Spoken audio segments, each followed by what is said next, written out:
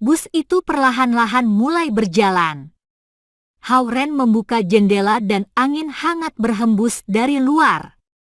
Banyak mahasiswa di bus yang terus melihat ke arah mereka. Sekarang setelah dua gadis cantik selalu mengikutinya kemana-mana, Hao-Ren tidak bisa lagi tidak menonjol walaupun dia ingin. Merasakan embusan angin yang hangat, Hao-Ren mengeluarkan ponselnya dan memutar nomor ponsel Zhao Yanzi. "Apa kau ada di bandara?" Hao-Ren bertanya padanya. Apapun yang terjadi, Zhao Yanzi masih calon tunangannya. Penting untuk peduli kepadanya. Masih setengah jam lagi hingga naik pesawat, Zhao Yanzi menjawab melalui telepon. Perakiraan cuaca mengatakan akan ada hujan ringan di Beijing 2 hari ini, akan sedikit dingin. Ingatlah untuk mengenakan pakaian hangat, kata Hao-Ren. Kau sangat palsu, Zhao Yanzi berteriak di telepon. Namun, dia merasa bosan di ruang tunggu, dan tidak banyak untuk pesan yang bisa dikirimkan lagi dengan link. Dia merasa sedikit tersentuh saat Hao-Ren tiba-tiba menghubungi dan mengkhawatirkan dirinya. Baiklah, aku memang palsu. Hao-Ren merasa sedikit tak berdaya dan menambahkan, apa kau akan kembali hari Minggu? Pesawatnya berangkat sore hari. Ingatlah untuk kembali dan mengerjakan tugas-tugasmu, kata Hao-Ren. Menjengkelkan sekali. Hentikan. Zhao Yanzi menutup teleponnya dengan marah. Hao-Ren meletakkan ponselnya. Apa aku salah bicara? Bus itu bergerak dari halte ke halte. Hao-Ren diam-diam menggunakan gulungan pedang cahaya pemecah bayangan untuk menyerap kelima elemen. Dia menyerap elemen air tanpa hambatan, tetapi sulit baginya untuk merasakan elemen lain dan menyerap mereka. Semakin dia cemas, semakin kacau suasana hatinya. Segera saja, kelima elemen bercampur aduk di sekitarnya, dan dia bahkan tidak bisa membedakan yang mana elemen air. Gongzi, Anda tidak bisa gelisah saat kau melakukan kultivasi, kata Lulinlin saat dia melihat Hao-Ren mengerutkan keningnya seolah-olah dia diculik. Hao-Ren membuka matanya dan tersenyum. Elemen tanah memang benar sulit untuk dirasakan. Lulili, yang duduk di sebelah dia, menutup mulutnya dan tertawa. Gongzi terlalu lugu. Untuk merasakan elemen tanah, jelas sekali akan lebih baik berdiri di tanah. Anda duduk di sebuah kursi logam dan berusaha merasakan energi dari tanah. Bagaimana Anda membuat kemajuan memusatkan perhatian pada hal yang salah? Itu dia. Hao-Ren mengerti sepenuhnya. Saat dia mengolah gulungan konsentrasi jiwa, dia menyerap kelima elemen semuanya tetapi dengan lebih banyak air di dalamnya. Jika dia ingin menyerap satu esensi elemen, dia harus pergi ke suatu tempat tertentu untuk melakukan kultivasi. Batu ember Gongzi adalah aksesori elemen air. Benda itu dapat membantumu merasakan elemen air, dan itulah mengapa elemen air adalah elemen yang paling banyak di dalam tubuh Gongzi, kata Lulili saat melihat ke dada Hao-Ren. Hao-Ren menyentuh aksesori kecil yang diberikan Zhao Yanzi dan mengangguk. Gongzi, kelihatannya ada fluktuasi susunan formasi, kata Lulinlin tiba-tiba. Fluktuasi susunan formasi. Hao-Ren merasa bingung. Kelihatannya seperti beberapa orang berkelahi di sini.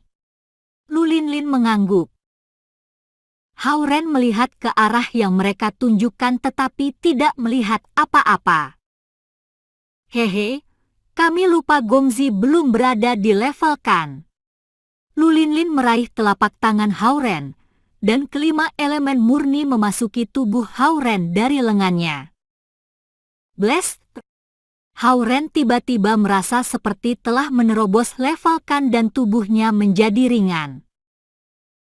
Pandangannya mengikuti arah yang ditunjukkan Lulinlin dan melihat dua orang dalam sebuah bola merah tua di angkasa. Cahaya biru dapat dilihat pada diri mereka. Dia tidak bisa mendengar suara tetapi bisa melihat hujan dingin berkelebat dan sebuah pedang putih berayun dalam bola merah tua itu. Kelihatannya sangat intens. Dua junior dengan level Zen sedang bermain-main. Lulili melihat sebentar dan berkata, "Ya." Lulinlin melepaskan telapak tangan Hauren dan menjelaskan, "Tetua Lu menyebutkan bahwa dalam peraturan suku naga bola merah tua berarti sebuah latihan pertemuan, dan bola putih melambangkan pertempuran hidup dan mati." Saat energi murni Lulinlin menghilang, kepala Hauren terasa pusing. Dia melihat ke atas lagi dan hanya melihat langit biru dan awan-awan putih seolah-olah semuanya normal. Sebentar lagi, ulang tahun Zumu kecil. Sepertinya beberapa tetua sudah membawa beberapa anak muda yang menyenangkan ke kota lautan utara, kata Lulili. Setelah mereka berbincang-bincang sebentar, mereka tiba-tiba menyadari pandangan bingung Hauren. Kemudian, Lulinlin cepat-cepat berkata, maaf Gongzi. Aku tiba-tiba menarik esensi 5 elemen dan lupa Anda tidak biasa dilevelkan." "Tidak apa-apa." Hauren melambai. Komentar Lulinlin tentang dirinya tidak berada di level Kan menohok dirinya dengan keras. Lagi pula, dia masih akan menjadi manusia fana tanpa mencapai level Kan. Setelah melangkah masuk level Kan, dia akan benar-benar memasuki pintu kultivasi, dan dunia yang dia lihat akan benar-benar berbeda. Sebenarnya, adik dan aku bisa memberimu esensi kelima elemen dan membuat Gongzi menembus level Kan. Akan tetapi, tingkat ini tidak akan stabil jika Anda tidak mengolahnya sendiri, kata Lulinlin ketika dia berusaha menyemangati Hauren. "Aku percaya Gongzi akan sangat kuat di masa depan." Lulili juga berusaha menyemangatinya. Hauren tersenyum. Memiliki dua pengikut yang berada di tingkat atas level Kun memberinya tekanan yang cukup besar. "Gongzi, Anda hebat di hal lain seperti bahasa Inggris, matematika lanjutan, fisika universitas, dan Anda bermain basket juga." Lulili menambahkan. Baik, kalian tidak perlu menghiburku. Aku akan berusaha keras dalam pengolahan." Hauren menggunakan tangannya untuk menutup mulut mereka dan berkata. Lulinlin dan Lulili menutup mulut mereka dan tersenyum manis seperti dua bunga. Mereka tidak tahu mengapa mereka merasa senang saat mereka mengikuti Hauren kemana-mana. Itu mungkin karena rasa ingin tahu mereka. Dalam pikiran mereka, Hauren memiliki watak yang sulit digambarkan. Sebagian besar waktu, Hauren memiliki karakter yang lemah lembut yang mentolerir segalanya. Namun, dia masih memiliki keberanian yang cukup tajam untuk memotong semuanya jika diperlukan. Manusia fana juga bisa semenarik ini, pikir si kembar pada diri mereka sendiri. Di luar masih terang ketika bus melaju dengan kecepatan sedang. Bus itu berhenti di halte bus dekat pantai, dan Hauren membawa tasnya dan berjalan menuju rumahnya di dekat laut. Lulinlin dan Lulili mengikuti Hauren di bawah matahari yang membakar. Akan membutuhkan waktu setengah jam untuk berjalan menuju rumah, tetapi kakak beradik Lu tidak selemah yang seperti kelihatannya. Stamina mereka bahkan lebih baik daripada stamina Hauren. Saat mereka tiba di rumah, Hao-Ren membuka pintu dan tidak tahu bagaimana menerangkan hal-hal ini pada nenek. Tiba-tiba, dia mendengar suara seorang gadis di dalam rumah itu. Ah! Mereka berdua terkejut saat mereka melihat satu dengan yang lain. Hao-Ren melihat Xie Yujia mengenakan celemek putih dan membawa satu ekor ikan di tangannya. Dan Xie Yujia melihat Hao-Ren membawa tasnya ke rumah dengan dua gadis cantik di belakangnya. Kenapa? Kenapa kau ada di sini? Hao-Ren bertanya dengan bodohnya. Kau kembali, Ren. Hao Zonghua berjalan keluar dari kamarnya saat dia mendengar suara Hao-Ren. Yujia sedikit mabuk kemarin, jadi dia menginap di rumah kita dan juga tidak pergi ke sekolah hari ini. Siapa mereka? Oh, teman sekelasku, Lu Linlin dan Lu Lili. Mereka ingin mengunjungi rumah kita, Hao-Ren menjawab. Halo, Paman. Lu Linlin dan Lu Lili berkata dengan manis pada Hao Zonghua. Kemudian dia melihat Xie Yujia memegang ikan dan berkata, "Oh, kau selesai membunuh ikannya. Maka kau bisa mengukusnya. Nenek suka makan ikan kukus." Oke, Paman. Xie Yujia mengangguk dan berjalan masuk ke dapur tanpa melihat ke arah Hao-Ren lagi. Dia terlihat seperti istri hebat dan ibu yang bijaksana ketika dia mengikat rambutnya ke atas dan mengenakan celemek. Yu yang berjalan keluar dapur mengenakan baju yang sudah lama, dan dia melihat kedua gadis cantik berdiri di sebelah Hao-Ren. Ekspresi wajahnya berubah, dan dia bertanya, "Mengapa kau membawa lebih banyak gadis ke rumah?" "Halo, Bibi." Lu Linlin dan Lu Lili juga menyapa Yu Yang dengan manis. Yu Yang pada awalnya akan menunjukkan muka marah. Tetapi setelah melihat si kembar sangat sopan, dia tidak bisa terlalu kejam pada mereka. Nadanya melembut ketika dia berkata, "Sudahlah. Karena kalian ada di sini, mari kita makan bersama." Xie Yujia minum cukup banyak minuman alkohol kemarin malam dan berbicara hal yang omong kosong pada akhirnya. Yu yang merasa kasihan kepadanya dan memintanya menginap.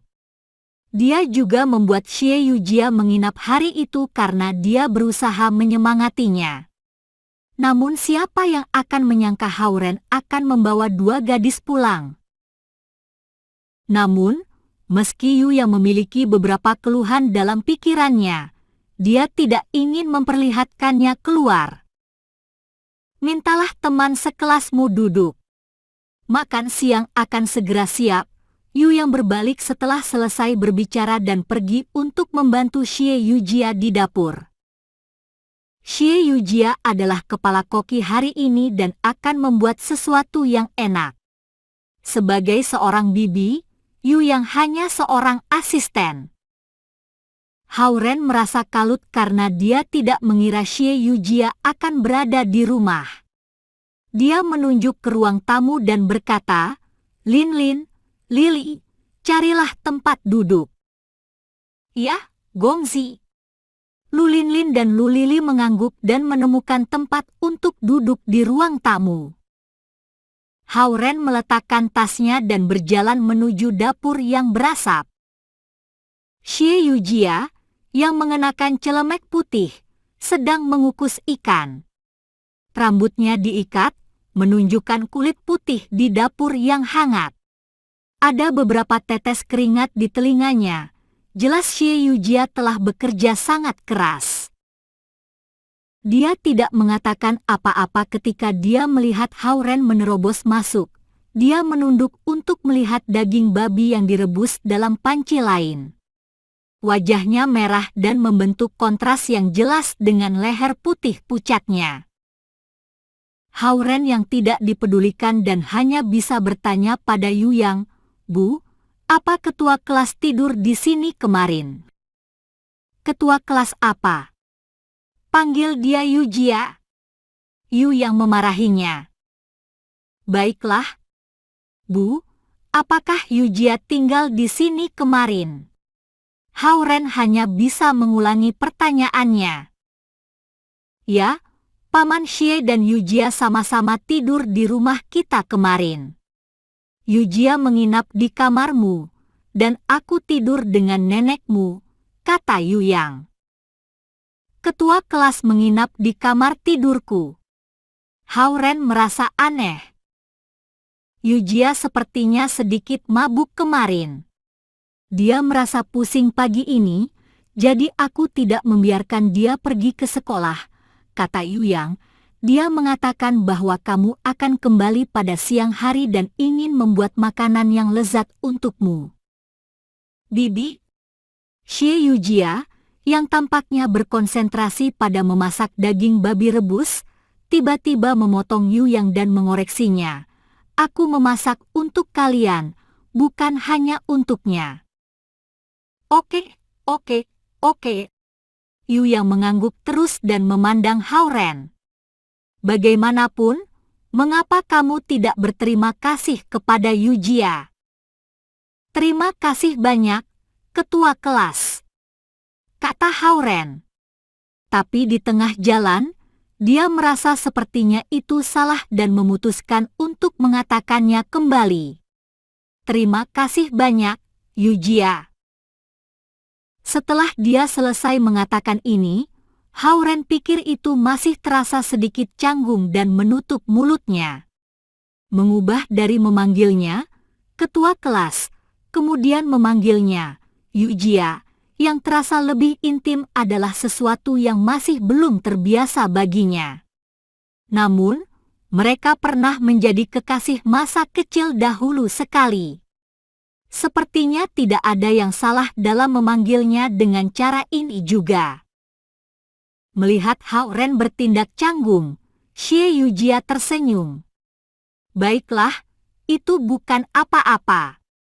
Hanya berterima kasih kepada orang tuamu karena telah mentraktir kita. Tidak ada arti khusus untuk ini. Ketika dia tersenyum, dia tampak seperti bunga mekar.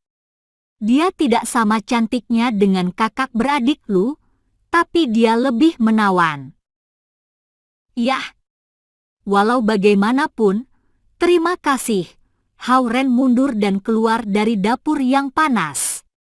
Dia mendapati dirinya berkeringat di seluruh dahinya dan menyadari bahwa memasak bukanlah tugas yang mudah. Dia kembali ke ruang tamu dan menemukan bahwa nenek telah muncul secara ajaib, meraih tangan kedua saudara perempuan Lu dan mengobrol dengan mereka. Nenek sebenarnya tidak akan mengatakan tidak kepada siapapun. Keringat Hao-ren jatuh.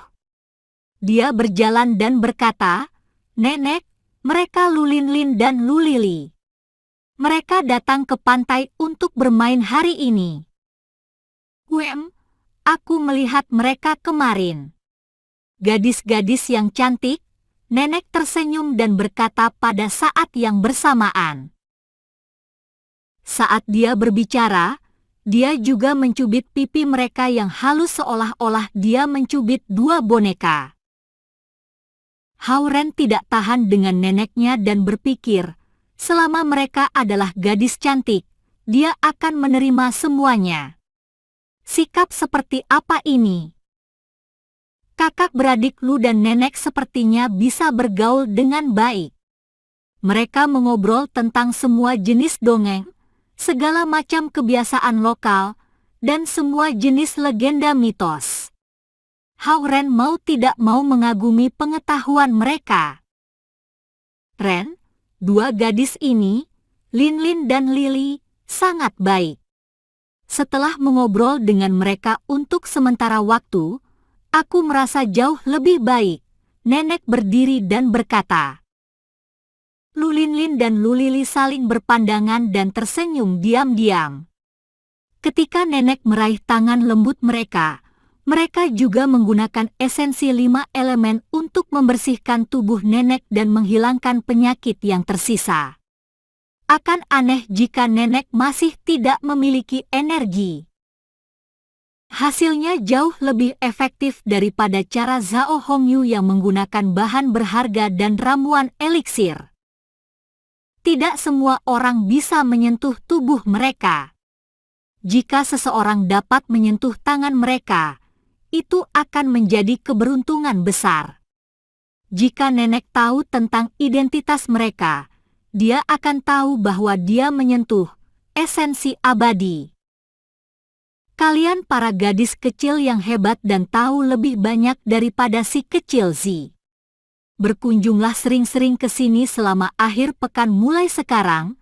Nenek memandang mereka dengan ramah dan berkata, tentu saja, mereka berjanji sebelum Hao Ren punya kesempatan untuk memotong pembicaraan. Berkunjung ke sini setiap akhir pekan untuk berbicara dengan nenek sambil memberi nutrisi ke tubuhnya pada saat yang sama akan dihitung sebagai membayar Hao Ren untuk menyelamatkan hidup mereka. Hao Ren hanya bisa menghela nafas ketika melihat nenek, Lin Lin, dan Lili tersenyum satu sama lain.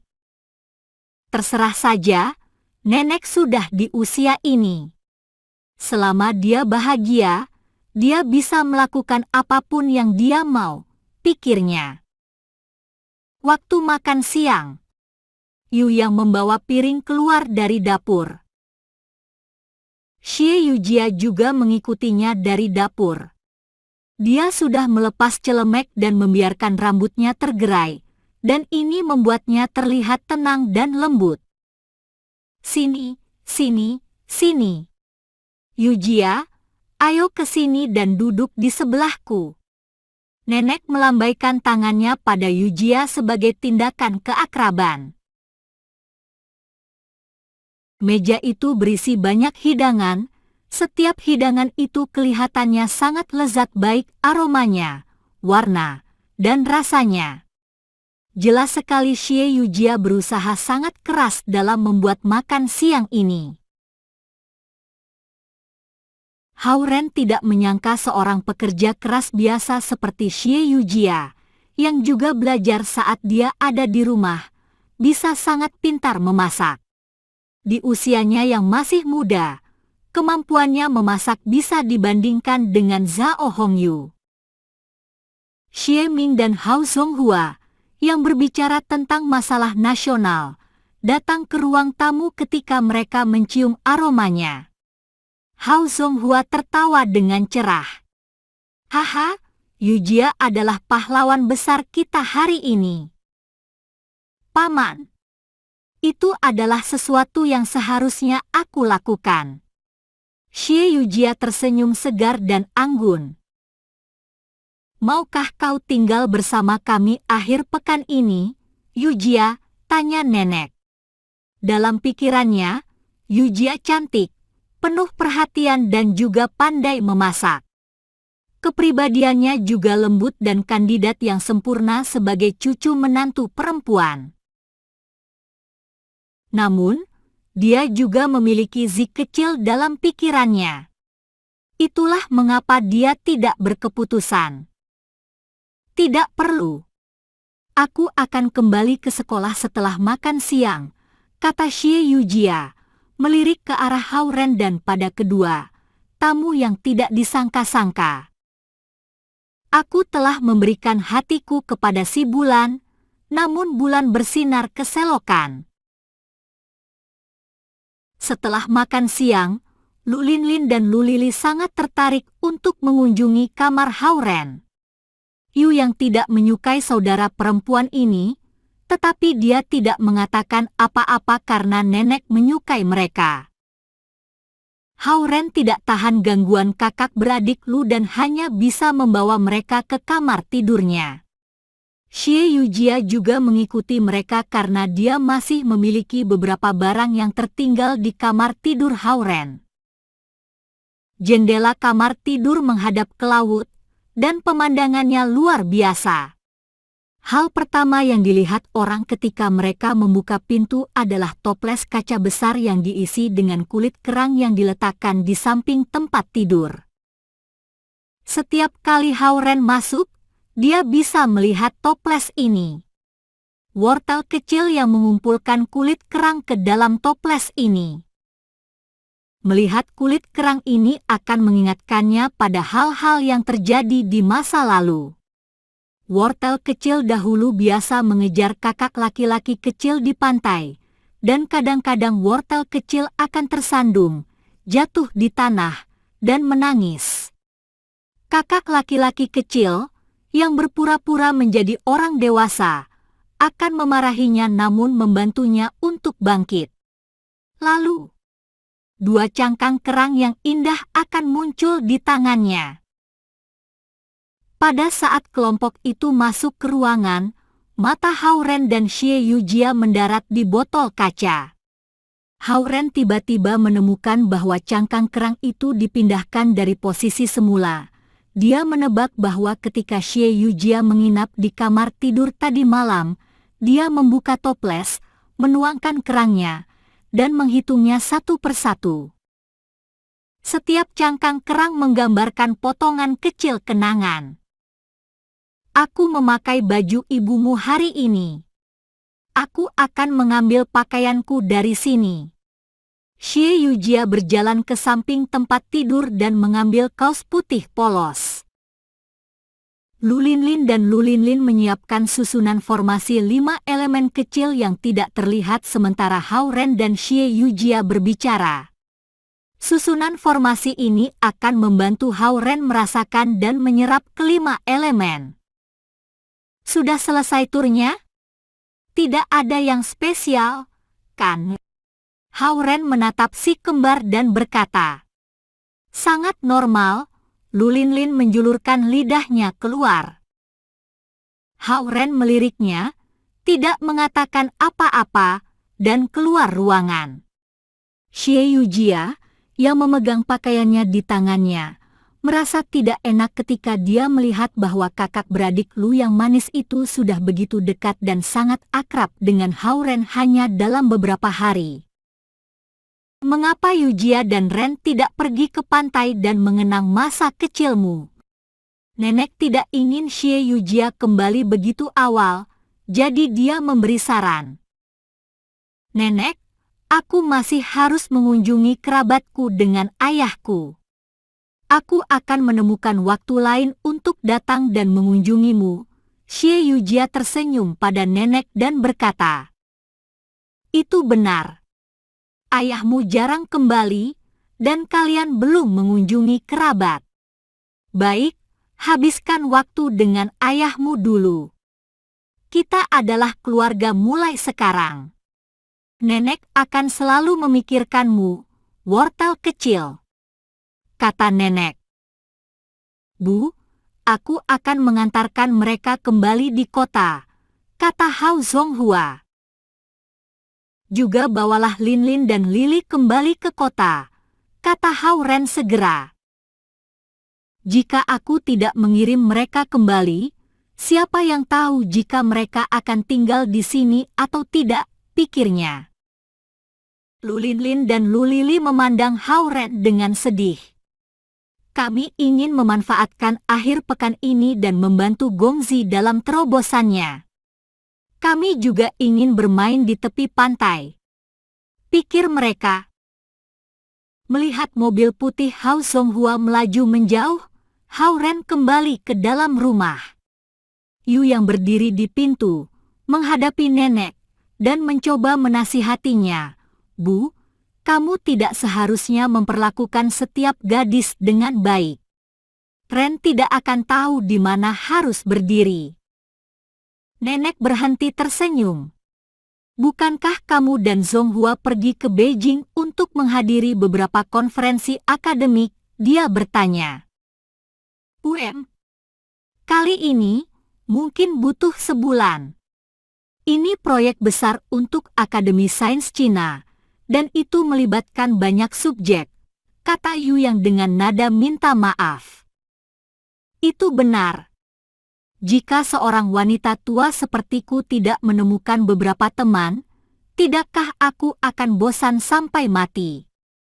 Nenek masuk ke dalam rumah dan berkata lagi, dua gadis muda ini, Lin dan Lily, cukup baik.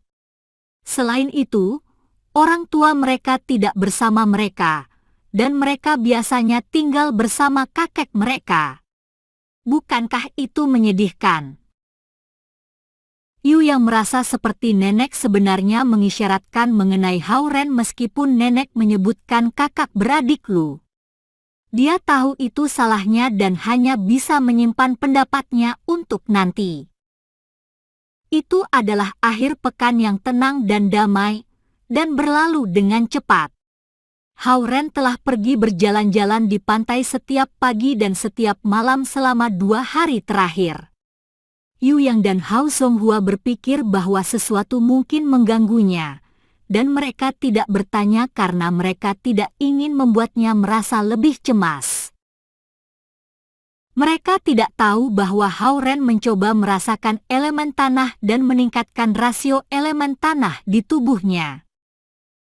Hanya saat kelima elemen itu semua mencapai keseimbangan absolut tepat 20% fondasinya akan berhasil dibangun. Ini akan menjadi langkah pertama dalam mengolah gulungan pedang cahaya pemecah bayangan serta naik level ke tingkat level Kan. Hal ini sulit bahkan bagi seorang master seperti Suhan untuk mencapai ini. Sebagai contoh, menambahkan satu jenis minuman ke dalam cangkir itu mudah, tetapi menambahkan 5 jenis minuman ke dalam cangkir dengan rasio yang sama akan sulit. Namun, ini bukan masalah bagi Hao-Ren. Saat ini, ia memiliki Lu Lin dan Lu Lily sebagai 2 detektor otomatis, karena mereka bisa secara tepat mengukur 5 elemen di tubuhnya. Dia hanya perlu menyesuaikan terus, dan kemudian dia bisa mencapai keseimbangan sempurna. Ini sama saja dengan algoritma interval matematika. Dengan terus mengukur dan menilai, seseorang dapat mencapai nilai yang paling tepat. Melakukan kultivasi menggunakan data benar-benar asli kreasinya. Membawa tas penuh camilan dan kembali ke asrama. Saat itu sudah jam 8 malam pada hari Minggu malam. Hao-Ren mengirim Zhao Yanzi pesan teks untuk memastikan dia tiba di kota Lautan Timur. Kemudian, dia mendesaknya untuk mengerjakan pekerjaan rumahnya dan dengan pasti mendapat balasan, berhenti mengomel. Bagaimana bisa anak-anak zaman sekarang tidak suka belajar? Hao-Ren berpikir sambil memberikan bungkusan besar makanan ringan dari neneknya ke kamar asrama di sekitarnya. Namun, dia langsung diserang oleh banyak pria. Berikan kami nomor ponsel si saudari kembar. Kuno, mengapa kamu membutuhkan ponsel untuk menghubungi saudara kembar? Mereka akan muncul segera di depanku jika aku mengguncang lonceng dan memikirkan mereka, pikir Hao-Ren. Qin Xiaoyang. Tiba-tiba, jeritan-jeritan terdengar dari gedung asrama yang lain. Wanita-wanita gila itu berteriak lagi. Cao Ronghua membuka camilan dan berkata dengan tidak puas. Zhao Jiai berjalan mendekat dan menutup pintu balkon sambil mendesah.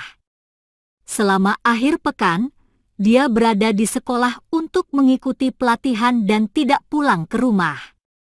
Setiap malam, dia menahan teriakan menyiksa yang datang dari para gadis.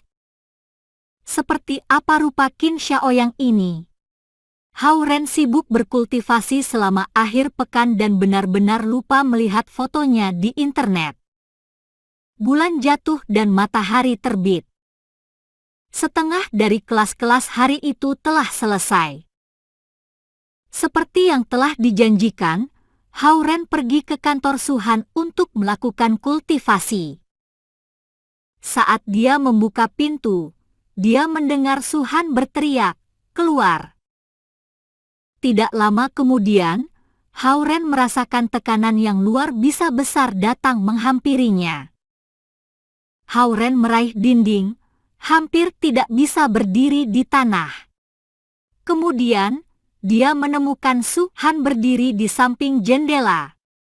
Dia memegang pedang dengan satu tangan saat dia mengarahkannya ke orang lain di kantor.